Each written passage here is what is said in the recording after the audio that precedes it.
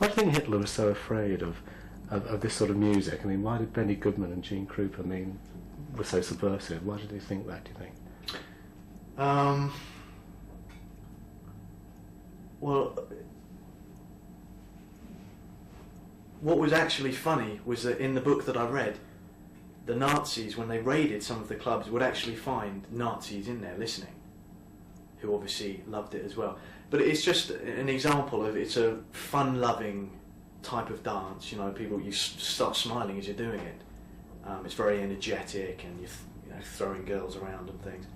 Why they actually pinpointed that right in the beginning, it seems a pretty unintelligent thing to have done. You know, because Hitler was obviously very intelligent. It seems fairly unnecessary. I assume they decided they didn't want it. You know, it was a bad influence. These kids were sort of thought of as hooligans because they wore their hair long, whereas the Hitler Youth were having short hair.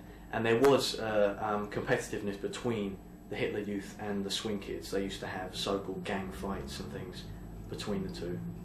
And you know, once they said no swing music, they had to stick to that, and hated it when they weren't listened to and people carried on dancing and going to these clubs.